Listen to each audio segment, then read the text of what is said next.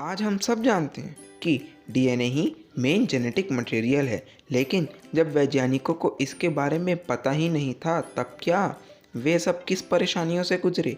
आज की वीडियो में डीएनए की खोज का इतिहास ही जानेंगे। तो पढ़ाई की बोरियत को दूर करते हुए चलिए शुरू करते हैं। एक्सपेरिमेंट के लिए उन्होंने न्यूमोनिया रोग करने वाला बैक्टीरिया लिया। पहले वैज्ञानिक फ्रेडरिक ग्रिफिथ ने 2 बैक्टीरिया लिए।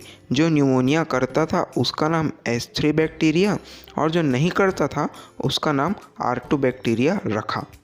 कैप्सूल जैसी एक प्रोटीन की परत S3 बैक्टीरिया पर थी जो कि स्मूथ दिखती थी, और बिना प्रोटीन परत की R2 बैक्टीरिया थी जो रफ दिखती थी, इसलिए उनका नाम ऐसा रखा गया था। जानता हूँ आप थोड़े बोर हो गए होंगे, लेकिन रुकिए रुकिए, असली मज़ा तो अब आने वाला है। अब S3 बैक्टीरिया को गर्म कर चूहों में इंजेक्ट किया तो यह क्या, चूहों में न्यूमोनिया हुआ ही नहीं।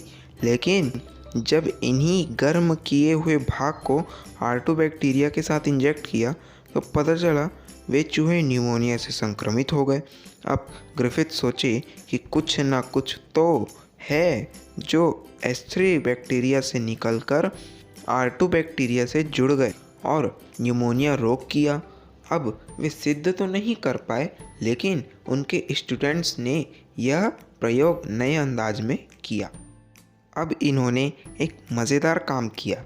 S3 बैक्टीरिया को गर्म करके उसके डीएनए को डीऑक्सीराइबोस एंजाइम से नष्ट कर दिया और प्रोटीन वाले भाग को R2 बैक्टीरिया के साथ मिलाकर इंजेक्ट कर दिया, जिससे न्यूमोनिया तो नहीं हुआ, क्योंकि हम जानते हैं कि S3 बैक्टीरिया के डीएनए के कारण ही न्यूमोनिया हो रहा था। तो जब S3 बैक्टीरिया के डीएनए के साथ R2 बैक्टीरिया को इंजेक्ट किया तो पता चला कि उनमें न्यूमोनिया रोग पैदा हो गया। इससे सिद्ध हुआ कि डीएनए के कारण ही किसी जीव के गुण एक पीढ़ी से दूसरे पीढ़ी में जाते हैं। इसी प्रकार डीएनए एक आनुवंशिक पदार्थ बन